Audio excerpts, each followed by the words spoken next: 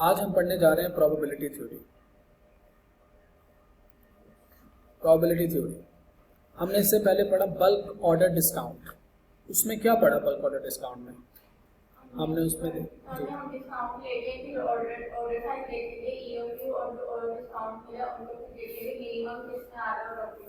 बस मुझे इनके पूरे सेंटेंस में से एक लफ्ज चाहिए था। उसमें हमने ऑर्डर साइज के बारे में डिस्कशन किया कि हमें किस साइज का ऑर्डर प्लेस करना। ठीक है, आज हम पढ़ने जा रहे हैं रीऑर्डर लेवल। वेरी गुड बेटा। आज हमने जो पढ़ना है प्रोबेबिलिटी थ्योरी में पढ़ना है रीऑर्डर लेवल, कि कितनी इन्वेंट्री आपके पास स्टॉक में रह जाए तो आप रीऑर्डर प्लेस करें। बल्क ऑर्डर डिस्काउंट में क्या पढ़ा था? कितने यूनिट्स का ऑर्डर प्लेस करना। और आज क्या पढ़ने जा रहे हैं? कितनी इन्वेंट्री ला जाए तो हम दोबारा ऑर्डर प्लेस करना है। जब हमने बल्क ऑर्डर डिस्काउंट पढ़ा तो हमने क्या देखा? हमने देखा प्रिक्योरमेंट कॉस्ट, होल्डिंग कॉस्ट और ऑर्डर, तीनों को टोटल किया। जिस ऑप्शन में कम से कम टोटल कॉस्ट थी हमने वो वाला साइज ऑफ ऑर्डर चूज कर लिया कि इतनी क्वांटिटी जब भी स्टॉक लेने जाएंगे इतनी क्वांटिटी लेके। आज हम क्या पढ़ने जा रहे हैं? Reorder level. कितनी इन्वेंट्री आपके गोदाम में पड़ी हो तो दोबारा ऑर्डर प्लेस करना है। रीऑर्डर साइज की बात नहीं हो रही, रीऑर्डर लेवल की बात हो रही है। कितनी इन्वेंट्री पीछे रह गई है दोबारा ऑर्डर प्लेस करना है। इसमें हमने क्या देखना है? Total annual cost of stock out cost and safety stock. Stock out cost का मतलब क्या है? अगर स्टॉक आउट कॉस्ट का मतलब क्या है? स्टॉक आउट कॉस्ट, अगर कोई कस्टमर आपसे खरीदने आया इन्वेंट्री, कोई गुड्स खरीदने आया और आपके पास वो इन्वेंट्री नहीं पड़ी हुई तो क्या वो नुकसान होगा? Yes. Holding of safety stock, क्या सेफ्टी स्टॉक को होल्ड करने का कोई खर्चा आएगा? लेकिन रीऑर्डर लेवल अगर मेरा कम हो तो मेरी सेफ्टी स्टॉक को होल्ड करने की कॉस्ट कम होगी कि ज़्यादा होगी? Holding cost is directly proportion to safety stock. Agreed और नॉट? जितना सेफ्टी स्टॉक कम उतनी होल्डिंग कॉस्ट कम, जितना सेफ्टी स्टॉक ज़्यादा उतनी होल्डिंग कॉस्ट ज़्यादा। स्टॉक आउट कॉस्ट ये क्या है? Stock out cost is inversely proportion to safety stock. जितना सेफ्टी स्टॉक ज़्यादा होगा उतनी स्टॉक आउट कॉस्ट कम होगी, जितना सेफ्टी स्टॉक कम होगा उतनी स्टॉक आउट कॉस्ट ज़्यादा होगी। What is stock out cost? देखते हैं जी। अभी हमने बचपन में पढ़ा था stock out cost. Lose of profit margin, आप प्रॉफिट मार्जिन को लूज कर देते हैं, यानी स्टॉक पड़ा ही नहीं हुआ, बिका ही नहीं, बिका नहीं तो प्रॉफिट नहीं हुआ। लूज ऑफ कस्टमर, इसको कहते हैं अपॉर्चुनिटी कॉस्ट। अपॉर्चुनिटी कॉस्ट, आपके पास एक अपॉर्चुनिटी थी प्रॉफिट कमाने की, लेकिन आपने वो अपॉर्चुनिटी लूज कर दी। गुड्स ही नहीं है, कस्टमर आया प्रॉफिट देके जाना था, गुड्स ही नहीं है, स्टॉक आउट हो। Loss of customer, loss of goodwill, मैं उस मेडिकल स्टोर पे अब नहीं दवाई खरीदने जाता जहाँ से एक या दो मेडिसिन मिलती हैं, बाकी नहीं मिलती। मैं डायरेक्ट जाता हूँ क्लिनिक्स पे, मुझे पता है वहाँ से सारी मेडिसिन मिलते हैं। महमूद मेरे इलाके में दूसरी मेरी प्रायोरिटी है, कभी महमूद पे चला जाता हूँ जब मुझे कोई एक दो मेडिसिन चाहिए हो। लेकिन एक दो मेडिसिन जब चाहिए होती है समटाइम उनके पास वो भी नहीं मिलती। क्लिनिक्स पे सिर्फ वो मेडिसिन नहीं मिलती जो नेचुरली शॉर्ट है, रेयरली कभी ऐसा होता है। अगर क्लिनिक्स पर नहीं मिली इसका मतलब है बड़ी मुश्किल से मिलेगी। इसी तरह मैं अपनी गली के मोहल्ले में जो दुकान है उसके पास अंडे लेने नहीं जाता, उसके बाद ब्रेड लेने नहीं जाता, उसके बाद दाल लेने नहीं जाता। क्यों? क्योंकि मुझे पता है कि अगर मैंने 10 चीज़ों की लिस्ट बनाई है तो 2 उसके पास नहीं होंगी तो मुझे किसी दूसरी दुकान पे जाना पड़ेगा। तो गुडविल ख़राब होती है जब आपका कस्टमर आपसे वापस चला जाता है। तो अपने गुडविल को मेंटेन करने के लिए आपको अपने पास स्टॉक मेंटेन करना पड़ता है। तो loss of goodwill is a stock out cost. और कॉस्ट ऑफ इमरजेंसी परचेज, इसका क्या मतलब सर स्टॉक खत्म हो गया, कस्टमर इमरजेंसी जो परचेज करते हैं उसको महंगी खरीदनी पड़ेगी। जब आप इमरजेंसी खरीदते हो तो महंगा खरीदते हैं आप।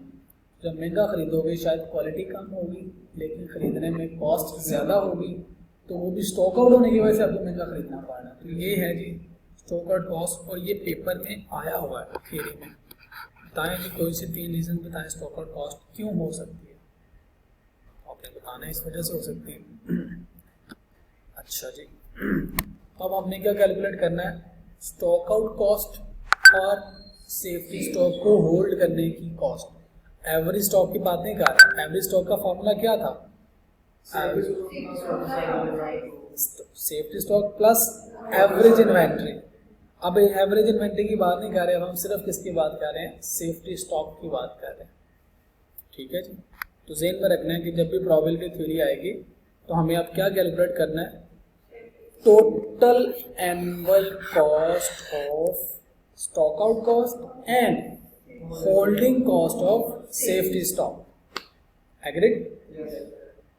तो अब हमें पेपर में एक सवाल आना है, ईओक्यू में इसके बगैर पेपर बनता ही नहीं है। वो क्या सवाल आएगा, सिंपली कहेगा ईओक्यू कैलकुलेट कर, या कहेगा कि बल्क ऑर्डर डिस्काउंट है, बताएं री ऑर्डर साइज क्या होना चाहिए, या पेपर में कहेगा मुझे बताइए री ऑर्डर लेवल क्या होना चाहिए। सिर्फ री ऑर्डर क्वांटिटी की बजाय री ऑर्डर लेवल लिख देगा तो सवाल बदल जाएगा। हमें अब बड़े ध्यान से इस पेपर को करना है। 10 से 15 नंबर हमसे उसने पूछने इस चैप्टर में से। जब पूछने तो हमें हर एक छोटी छोटी बात इस चैप्टर की पता होनी चाहिए if we want to pass the paper. कहता है जी ये कब आपने करना है, कहता है जब अनसर्टन डिमांड हो, जब आपको पता ही नहीं है कि आपके कस्टमर कितने आएंगे। जब हमने अजम्पशंस पढ़ी थी, ईओक्यू के अजम्पशंस पढ़ी थी, अगर आपको याद हो या ना याद हो, मुझे सब याद है।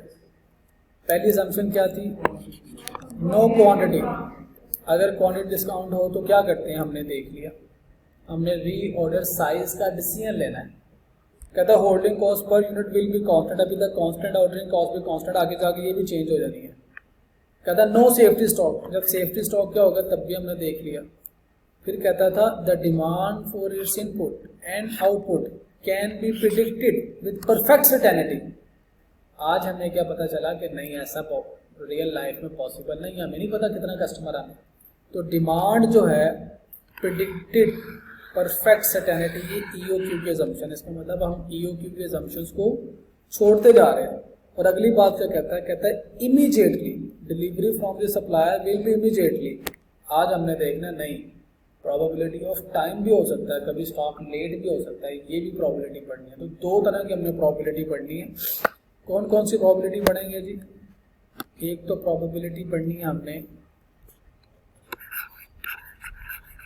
स्टैटिस्टिक्स का थोड़ा सा कंसेप्ट है इसमें। प्रोबेबिलिटी पढ़नी है प्रोबेबिलिटी ऑफ डिमांड, यानी हमें पता ही नहीं है कि कितना कस्टमर आएगा, तो उस केस में हमें अपने पास स्टॉक में क्या रखना चाहिए, कब रीऑर्डर प्लेस करना चाहिए, ये देखना। दूसरा क्या है, प्रोबेबिलिटी ऑफ लीड टाइम, हमें पता ही नहीं है कि कितने टाइम में हमारा सामान पहुंच रहा है।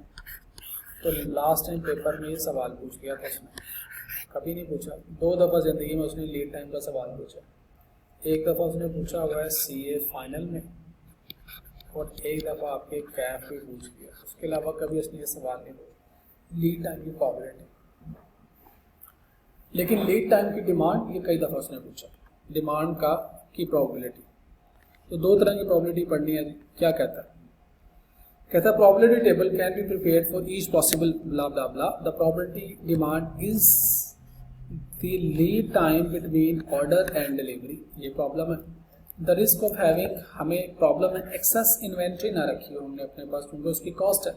इसीलिए दूसरा रिस्क है, कहता है रिस्क ऑफ स्टॉक आउट। ये 2 मसले हैं जिसकी वजह से हम ये टॉपिक पढ़ रहे हैं। कहता है reorder level selected might be reorder level at which expected value of cost is minimum. हमारा ऑब्जेक्टिव क्या है, हमने अपना लेवल वो रखना है जहाँ पे एनुअल कॉस्ट हमारी मिनिमम हो। ठीक है, once stock out cost have been estimated, एक दफ़ा आपने स्टॉक आउट कॉस्ट कैलकुलेट कर ली, the cost of holding safety stock should be compared for the various demand level. Different demand levels पे जाके चेक करें कि सेफ्टी स्टॉक की कॉस्ट क्या है। This can be done using probability theory. ये प्रोबेबिलिटी थ्योरी के बगैर नहीं होगा। ओके, प्रोबेबिलिटी हमें स्टैट्स में मुश्किल लगती थी, लेकिन ये आसान है।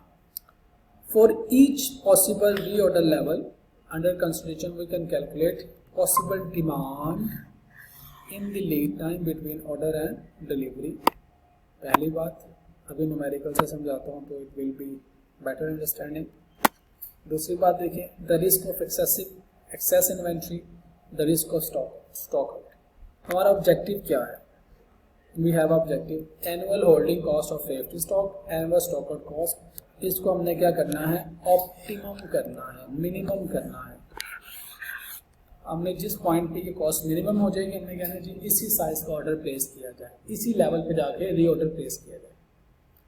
देखिए जी, स्टॉक आउट कॉस्ट का फॉर्मूला क्या है? Number of orders in a year. Let suppose हम साल में 4 दफ़ा ऑर्डर करते हैं। Probability of stock out, let suppose 50% chance है कि हम स्टॉक आउट हो जाएंगे। Units of stock out, let suppose 10 units ऐसे हैं जो स्टॉक आउट हो सकते हैं, यानी 10 कस्टमर वापस जाएंगे। एक दफ़ा कस्टमर वापस जाने की कॉस्ट है 100 रुपये। तो बताइए पूरे साल की स्टॉक आउट कॉस्ट क्या होगी? 400। 400 आपको पूरे साल की कॉस्ट आएगी। हाँ जी, 2000। पूरे साल की कॉस्ट क्या है? 2000। ये क्या है? Stock out cost per unit. एक दफ़ा स्टॉक आउट हो जाए तो ये कॉस्ट 2000। ओके जी, एक दफ़ा स्टॉक आउट कितने यूनिट्स का होगा? 10 यूनिट्स का हो सकता है, और इसकी प्रोबेबिलिटी कितनी है? 50%। और साल में 4 दफ़ा ऑर्डर प्लेस करते हैं, यानी 4 दफ़ा स्टॉक आउट होंगे। ठीक है, तो स्टॉक आउट कितने यूनिट से होंगे? ये देखिए, 10 यूनिट से स्टॉक आउट होने की 50% प्रोबेबिलिटी, यानी 5 यूनिट से हम स्टॉक आउट होंगे। कभी 5 से, कभी 4 से, कभी 7 से, एवरेज 5 यूनिट से हम स्टॉक आउट होंगे, और साल में 4 दफ़ा आना है। एक यूनिट की कॉस्ट क्या? 100 रुपये। इस तरह सेफ्टी स्टॉक हमने फार्मूला पढ़ा था, याद है आपको? Reorder level on uncertain circumstances minus reorder level on certain circumstances. वही फार्मूला यहाँ पे लिखा हुआ है। तो cost of holding safety stock क्या है? ये आ गया safety stock multiply by holding cost per unit per annum. पहले फार्मूला हम क्या पढ़ते थे? टोटल एनुअल होल्डिंग कॉस्ट हमने पढ़ी थी, safety stock plus order size dividing by 2 multiply by holding cost per unit per annum. अब हमने क्या किया? अब हमने इसको रिमूव कर दिया। अब हम पूरे साल की कैलकुलेट नहीं कर रहे, पूरे साल की कैलकुलेट कर रहे हैं, लेकिन सिर्फ सेफ्टी स्टॉक की। तो ये क्या है? Cost of safety stock. समझ आई बात? तो ये हमें टॉपिक बताएगा कि कितने यूनिट्स आपके स्टॉक में रह जाएं तो आप री ऑर्डर प्लेस कर दो। लेंगे इलस्ट्रेशन से देखते हैं। रिक्वायरमेंट सजेस्ट वेदर अ री ऑर्डर लेवल ऑफ 180 यूनिट्स और 200 units would be more appropriate. कौन से लेवल पे आप अपना री ऑर्डर सेट करेंगे, 180 पे या 200 पे? ये आपसे सजेशन मांगी गई है। अच्छा जी, तो हमने क्या डिसाइड करना है? इसका सोल्यूशन क्वेश्चन नंबर क्या है जी? नहीं बताया होगा। हम क्वेश्चन नंबर लिखते हैं। ब्लैक पेन यूज़ करता हूँ मैं, क्योंकि आपने ब्लैक पेन से सवाल करना। हमें कैसे पता चला प्रोबेबिलिटी थ्योरी का सवाल है? हमें यहाँ से पता चलेगा री ऑर्डर लेवल। ईओक्यू के सवाल में क्या लिखता है? री ऑर्डर क्वांटिटी। यहाँ पे क्या लिख रहा है? Reorder level. बच्चे जी हेलो, ध्यान मेरी तरफ। हमें क्या कैलकुलेट क्या करना है? एनुअल कॉस्ट कैलकुलेट करनी है। किसकी? किसकी? एनुअल कॉस्ट हमें कैलकुलेट करनी है स्टॉक आउट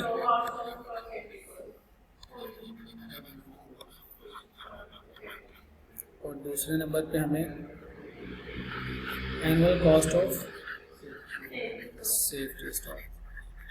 ठीक है। अब किस किस लेवल पे उसने कहा है, 2 लेवल्स बता दिए। एक उसने कहा है एनुअल कॉस्ट ऑफ 180 यूनिट्स और दूसरा उसने कहा है 200 यूनिट्स। सेम मैंने काम किया, जो पहले फॉर्मेट बनाया था वैसे फॉर्मेट बनाया है। फ़र्क क्या आ गया, अब हम पूरी इन्वेंट्री की कॉस्ट नहीं कैलकुलेट कर रहे, सेफ्टी स्टॉक की और स्टॉक आउट कॉस्ट को कंसीडर कर रहे हैं। अब सवाल पढ़ते हैं, व्हाट इज द क्वेश्चन। कहता है Zeeshan limited uses it's M using item M in its production process. It purchases item M from an external supplier. किसी एक्सटर्नल सप्लायर से ख़रीदा जाता है इन बैचेस, यानी एक नहीं खरीदेंगे, पूरा बैच खरीदेंगे। For item M the following information is relevant. Holding cost per unit per annum is ₹30। इसने होल्डिंग कॉस्ट बता दी हमें, this is my holding cost per unit per annum, right. Stock out cost per unit of stock out, ये भी आ गया हमें stock out cost per unit.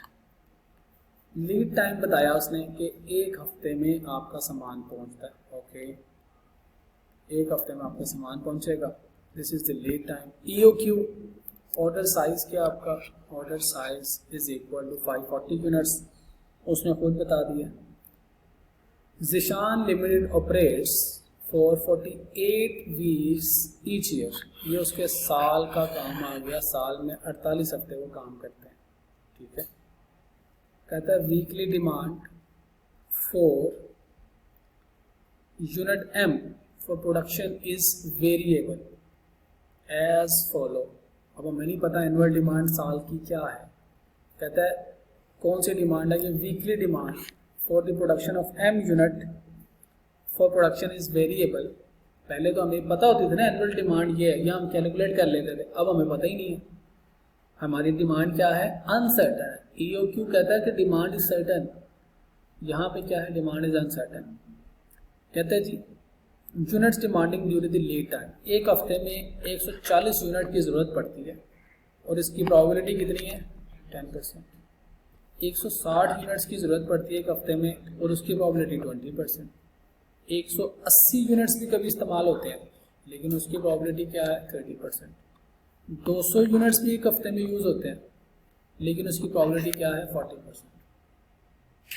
तो अब हमें पता ही नहीं कि हमें साल में कितने यूनिट्स चाहिए। तो जब ऐसी सिचुएशन हो, जब आपकी demand for material is uncertain, तो प्रोबेबिलिटी थ्योरी का यूज़ करते हैं।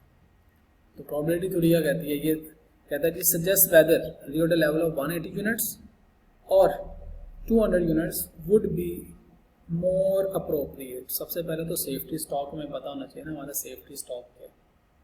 अगर आपको याद हो या ना याद हो, हमने सेफ्टी स्टॉक का एक फॉर्मूला पढ़ा था, यहाँ पर वर्किंग्स बना लेते हैं।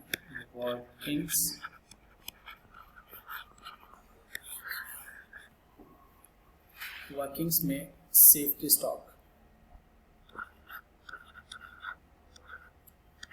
what is the formula of safety stock is equal to reorder level when uncertain circumstances minus order level when certain circumstances, okay ये हमारे पास फार्मूला था। मुझे बताइए uncertain circumstances, maximum lead time और क्या फार्मूला था उसका, maximum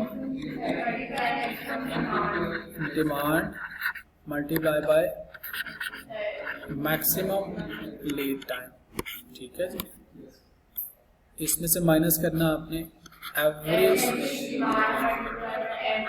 demand average lead time, ठीक है। This is the safety stock, this is the formula of safety stock. Maximum lead time कितना है, उसने तो लीड टाइम बताया 1 हफ्ता, लीड टाइम बताया उसने 1 हफ्ता ना, तो मैक्सिमम डिमांड कितनी आती है, 200। मैं लिख सकता हूँ यहाँ पे 200 × 1, ठीक है बेटा, बोलते देखिएगा माइनस एवरेज लीड टाइम के लिए मैं बना रहा हूँ, this is my working number form, मैं बना रहा हूँ इसी में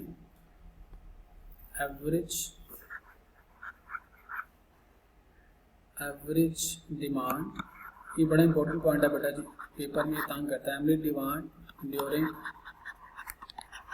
average lead time is equal to, बोल तो देखिएगा, शुरू हो जाए जी इस प्रोबेबिलिटी टेबल से, 140 इंटू 10%, 140 यूनिट्स की आपका डिमांड आ सकती है जिसकी प्रोबेबिलिटी कितनी है 10%, प्लस अब एवरेज कर रहे हो आप, 160 यूनिट्स की डिमांड आ सकती है जिसकी प्रोबेबिलिटी है 20%, 160 यूनिट्स इंटू 20% प्लस 180 यूनिट्स की डिमांड आ सकती है जिसकी प्रोबेबिलिटी है 30%,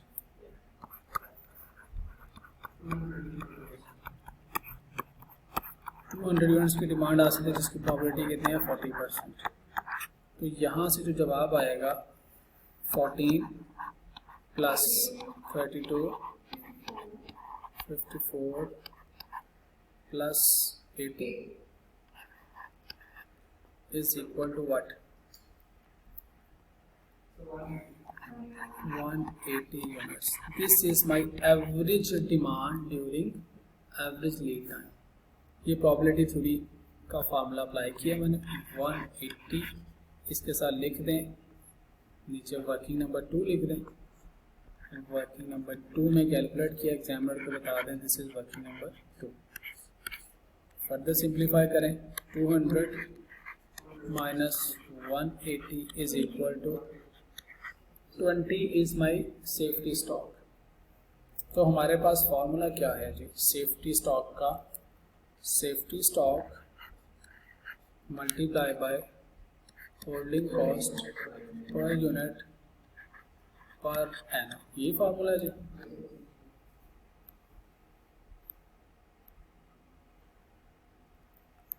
तो सेफ्टी स्टॉक अभी हमने कैलकुलेट किया विच इज 20 यूनिट्स, एग्जामिनर को बता दें ये मैंने वर्किंग नंबर 1 में किया हुआ, 20 units holding cost per unit per annum सवाल में गिवन है विच इज 30 रुपये। तो बताइए मेरी पूरे साल की सेफ्टी स्टॉक कितनी आ रही है। अगर मैं 180 यूनिट्स का ऑर्डर प्लेस करता हूँ तो मुझे सेफ्टी स्टॉक कितना रखना पड़ेगा अपने पास है, ये क्या हो, यहाँ पे आना था फॉर्मूला, ब्लू से लिख रहा हूँ क्योंकि हमने तो अपना रीऑर्डर लेवल चेंज करते रहना। बेटा जी बोर्ड में देखिएगा, reorder level minus average demand during average lead time multiply by holding cost per unit पर, दिस इज माय फार्मूला। अगर मैंने अपना रीऑर्डर लेवल रखा है 180, ये ऊपर रीऑर्डर लेवल का तो डिसीजन कर रहे हैं, अगर मेरा रीऑर्डर लेवल है 180 लेकिन मेरी एवरेज डिमांड क्या है विच इज 180 ही मेरी एवरेज डिमांड है, होल्डिंग कॉस्ट कितनी है एक यूनिट की 30। तो मुझे बताइए मैं कितने स्टॉक को अपने पास रख रहा हूँ, सेफ्टी स्टॉक को 0, मेरी कोई सेफ्टी स्टॉक की कॉस्ट नहीं है। गौर से देखिएगा, अगर मेरा रीऑर्डर लेवल हो जाए 200 तो फिर क्या होगा, 200 is my reorder level minus 180 is my average demand multiply by 30, तो मुझे 600 की मुझे सेफ्टी स्टॉक की कॉस्ट अपने पास रखनी पड़ रही है। 600, ये पॉइंट समझ आया। हम रीऑर्डर लेवल का ही तो डिसीजन कर रहे हैं कि रीऑर्डर लेवल आपके पास कितना होना चाहिए considering total annual holding cost of safety stock and stock out cost. तो रीऑर्डर लेवल हमने ये तो डिसाइड करना है 180 रखे या 200। अगर 180 रखता हूँ, एवरेज डिमांड भी 180 है, तो मुझे अपने पास कोई सेफ्टी स्टॉक नहीं रखना। मैंने अपने पास एवरेज डिमांड रखी 180, लेकिन अगर 200 यूनिट्स मुझे अपने पास रखने हैं, 200 यूनिट्स हो तो मैं ऑर्डर प्लेस कर दूं, तो 20 यूनिट्स मेरे पास हर टाइम क्या पड़े रहेंगे सेफ्टी स्टॉक में, उसकी मुझे कैरिंग कॉस्ट आएगी, उसकी मुझे होल्डिंग कॉस्ट आएगी। ये पॉइंट क्लियर है? ओके, अब आते हैं, ब्लू कलर से फॉर्मूला लिख रहा हूँ, stock out units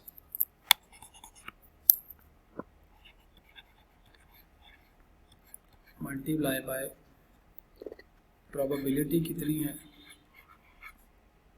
multiply by stock out cost per unit multiply by number of orders. पूरे साल में कितनी दफ़ा ऑर्डर्स किए। स्टॉक आउट यूनिट्स, ज़रा गौर कीजिएगा बेटा, ये बड़ा इंपॉर्टेंट पॉइंट है, इसी से आपको अगले सवाल समझ आने हैं।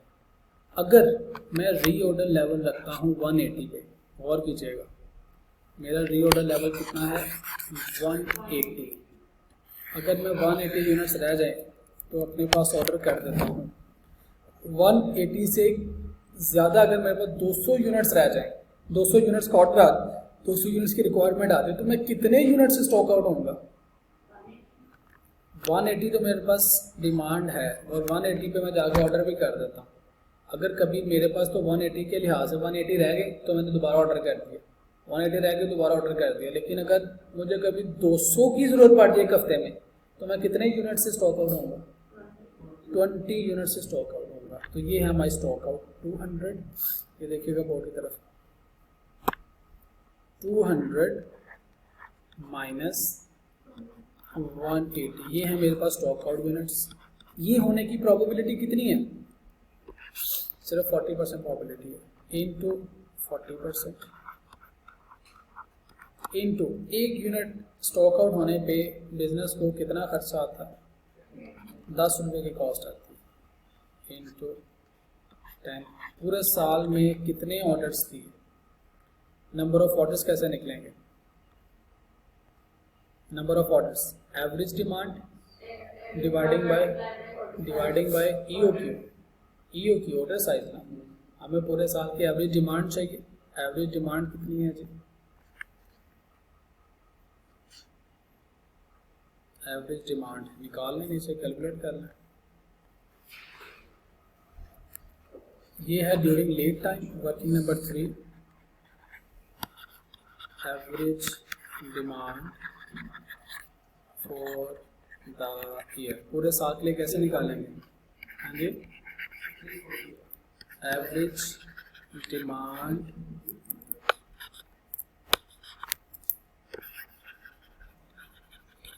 During lead time. एक हफ्ते की एवरेज डिमांड कितनी थी 180, और हम कितने हफ्ते ऑपरेट कर रहे हैं, यहाँ पे नंबर ऑफ वीक्स आ जाएंगे, हम कितने हफ्ते ऑपरेट कर रहे हैं 48 वीक्स। तो कितनी डिमांड आ जाएगी पूरे साल की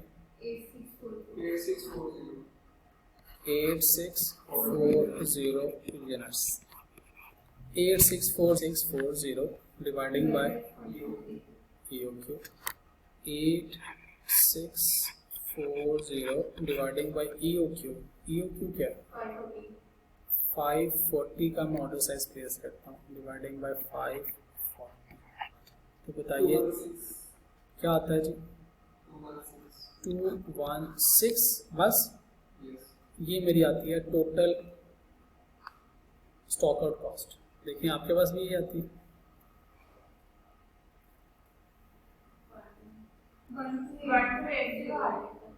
1280, दोबारा चेक करें बेटा जी, 1280 is my stock out cost. पूरे साल में जो मुझे स्टॉक आउट का खर्चा बर्दाश्त करना पड़ सकता है वो है 1280 रुपये। ओके, अब दूसरे केस में देखिए मेरा रीऑर्डर लेवल क्या है, मैंने रीऑर्डर लेवल रखा है 200 इज माई रीऑर्डर लेवल, नहीं सॉरी पहले में तो 180 रीऑर्डर लेवल था, माई अपॉलॉजीज, इसमें 180 था, 180 इज माई रीऑर्डर लेवल, और 180 पे ही मैं अपने पास ऑर्डर प्लेस कर देता हूँ, मेरे पास स्टॉक आउट कॉस्ट कोई भी नहीं है। दूसरे में क्या है 200 is my reorder level, 200 units का ऑर्डर प्लेस करना चाहता हूँ, 180 is my average demand, multiply by इसकी प्रॉबिलिटी कितनी है 40%। ये क्या होगा? ओके दूसरे केस में देखें, बोलते देखिएगा बेटा जी, अगर मैं अपने पास रीऑर्डर लेवल रखता हूँ 200, इससे ऊपर देखें मेरे पास क्या स्टॉक आउट होने का खर्चा है, मेरे पास 200 यूनिट्स रह जाते हैं और मैं दोबारा ऑर्डर प्लेस कर देता हूँ। अभी मेरे यूनिट्स ख़त्म नहीं होते कि नए यूनिट्स आ जाते हैं, क्या कभी मैं स्टॉक आउट होऊंगा? मैं तो कभी स्टॉक आउट होऊंगा ही नहीं।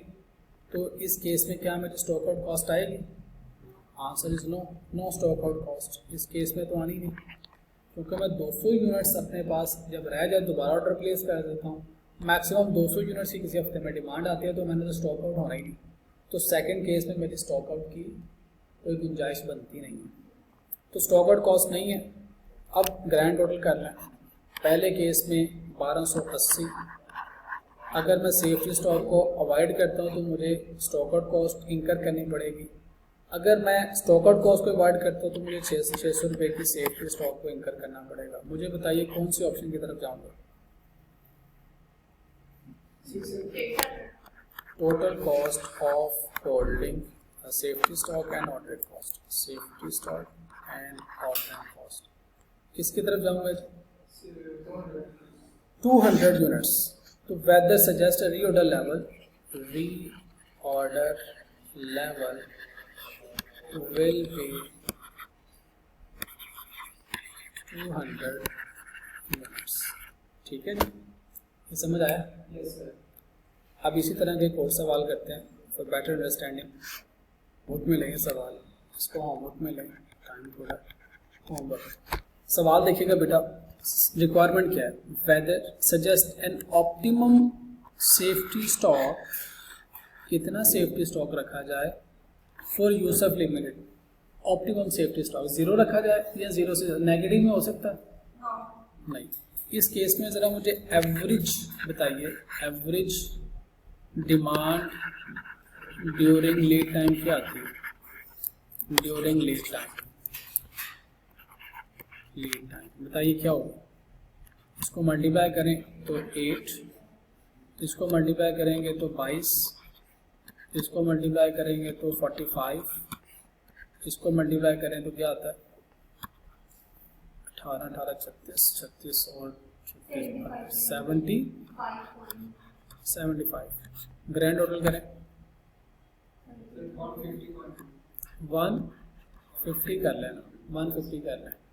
Average demand during lead time is 150 units.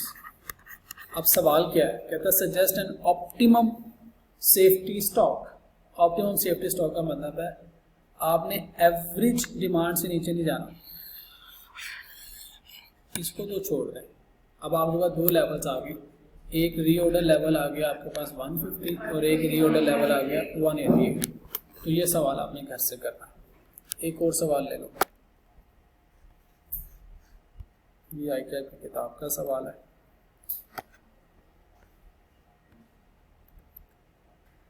Requirement क्या है? Suggest weather a reorder level of 90 units और 100 यूनिट्स। जो भी सवाल करा है same, this is reorder level and this is reorder level. 100 पे अगर रीऑर्डर लेवल हो तो आपका स्टॉक आउट होने का खर्चा ही नहीं है। हाँ, अगर आपने 90 पे रखा हुआ है तो 10 यूनिट्स का प्रोबेबिलिटी या 40% प्रोबेबिलिटी के स्टॉक आउट हो सकता है। तो 100 यूनिट्स पे स्टॉक आउट कॉस्ट नहीं आएगी, लेकिन सेफ्टी स्टॉक आ जाएगा। ठीक है जी, तो ये 2 सवाल आपने घर से करने हैं और कल इंशाल्लाह इससे आगे पढ़ते हैं और पास पेपर सॉल्व करते हैं। कॉन्सेप्ट वाइज हमने 95% पढ़ लिया।